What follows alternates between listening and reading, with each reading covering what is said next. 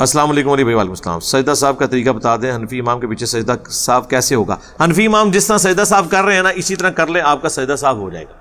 سجدہ صاحب کی اصل جو ہے وہ 2 سجدے نکالنا ہے، جو صحیح مسلم میں حدیث ہے کہ اگر کسی کو اس طرح نماز میں غلطی یا وہم لگ جائے تو اینڈ پہ 2 سجدے کر لے.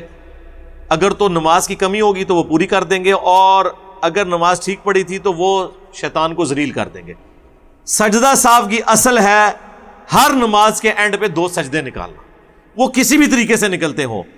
4 طریقے تو میں نے بخاری مسلم سے اور ترمذی سے ثابت کیے تھے کہ سلام پھیرنے سے پہلے 2 سجدے کیے جائیں اللہ اکبر کہہ کے، اور پھر 2 سلام، دونوں طرف سلام پھیر کے پھر 2 سجدے کیے جائیں، پھر بیٹھ کے ساتھ ہی 2 طرف سلام.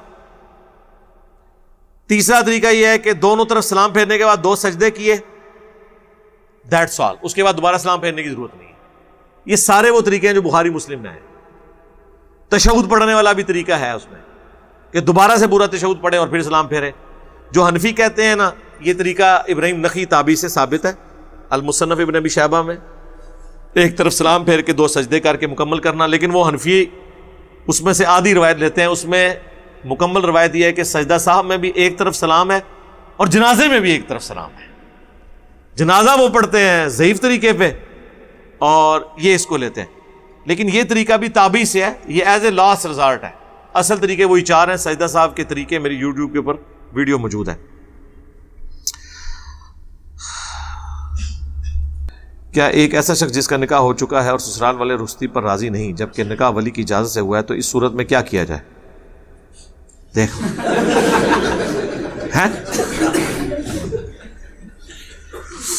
آپ یہ کریں کہ اپنے گھر کے واش روم میں داخل ہوں، کنڈی لگائیں اور بلند آواز سے رونا شروع کر دیں، اور گھر والے دروازہ پیٹیں، آپ نے دروازہ کھولنا نہیں جب تک وہ توڑ نہ دیں، اور جب وہ توڑے نا تو پھر ان کو آپ نے یہی مسئلہ اپنا بتا دینا. میرے کو تو یہی جواب دے. ٹھیک ہے، اور ظاہر ہے کوئی وجہ ہوگی نا میرے بھائی. یہ جو لوگوں میں مشہور ہے جی نکاح ہو گیا تو اب رخصتی جلدی ہی ضروری ہے، یہ کہاں لکھا ہوا ہے؟ بخاری مسلم میں حدیث ہے 3 سال بعد نکاح کے رخصتی ہوئی ہے سیدہ عائشہ کی سلام اللہ علیہا. تو 3 سال تو حضور نے بھی گیپ ڈال لیا. یہ کوئی ایسا مسئلہ نہیں ہے کہ گیپ نہیں ڈال سکتے، کوئی وجہ ہوگی نا. یہ تو جو رخصتی نہیں کر رہے ان سے پوچھیں اور آپ کے ماں باپ سے پوچھیں تو پھر پتہ چلے گا نا. یہ تو مقدمہ عدالت میں تو دونوں طرف کی رائے سنی جاتی ہے نا. اب آپ کا رونا میں سن لوں اور ان کی وجوہات سنوں ہی نہ تو پھر میں کیسے ڈیسیژن کر سکتا ہوں؟ تو بہتر یہ کہ آپ اپنے ماں باپ کو لے کے کسی عالم دین جو آپ کے قریبی ہیں ان کے پاس لے جائیں اور ان کو اپنا مقدمہ بتائیں، تو وہ پھر دونوں طرف کی رائے سنیں تو پھر کوئی فیصلہ کریں گے. باقی شرعی طور پہ اس کی کوئی ممانعت نہیں ہے، چاہے 10 سال بعد رخصتی ہو. اگر آپ کہتے ہیں کہ غسل کے بعد شرمگاہ کو ہاتھ لگ جانے سے وضو ٹوٹ جاتا ہے، اس پر آپ کے پاس قرآن و سنت سے کیا دلیل ہے؟ وہ حدیث ہے نا جی، شرمگاہ کو ہاتھ لگانے سے وضو ٹوٹ جاتا ہے. ابو داؤد میں روایت موجود ہے، مشکات کے اندر بھی موجود ہے. اس وجہ سے یہ دلیل ہے.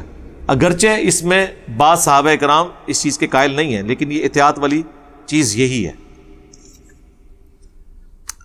میں جب اکیلا نماز پڑھتا ہوں تب رفع دان کر لیتا ہوں، لیکن مسجد گھر والوں کے سامنے عاشقان سے ان کے شر سے بچنے کے لیے رفع الیدین کے بغیر نماز پڑھتا ہوں. تو سر آپ خود عاشق بن جائیں نا. حیران کن بات ہے، جب تک یہ لوگ بریلوی ہوتے ہیں تو ٹوکے اٹھائے پھرتے ہیں، جب چینج ہوتے ہیں تو بزدل ہو جاتے ہیں.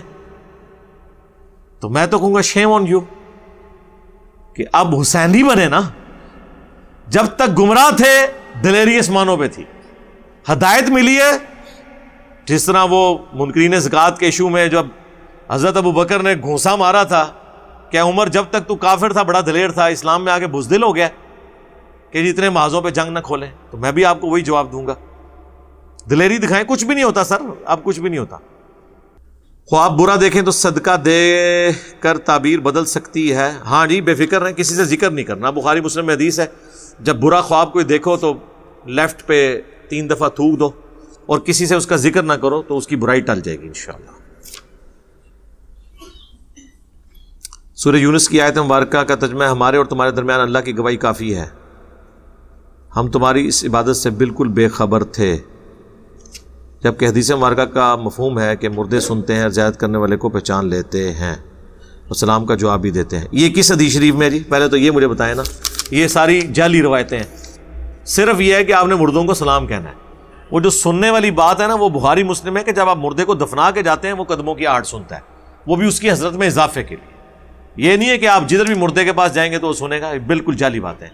دوسری بات, مردے کے اگر بقول آپ کے وہ روایت ٹھیک بھی ہو تو وہ تو مردے کے پاس جانے سے ہوگا نا. مردے کو تو نہیں پتا کہ اس کے گھر والے کیا کر رہے ہیں, ان کو تو چھوڑ دیں. سورۃ المائدہ کا آخری رکوع ہے, عیسیٰ ابن مریم کہیں گے کہ اے اللہ جب تک میں ان میں موجود تھا ان پر گواہ تھا, جب تو نے مجھے اٹھا لیا تو مجھے تو کوئی پتہ نہیں ہے. سارے غیب کا جاننے والا تو ہے, جو تیرے جی میں ہے وہ میں نہیں جانتا, جو میرے جی میں ہے وہ تو جانتا ہے. جب عیسیٰ ابن مریم یہ کہہ رہے ہیں کہ مجھے نہیں پتا کہ میرے دنیا سے اٹھائے جانے کے بعد میرے ماننے والوں نے اتنے بڑے لیول کا شرک کر دیا, میں تو ان سے بری ہوں, تو سر بابے تو شاہی کوئی مر گئے بابے.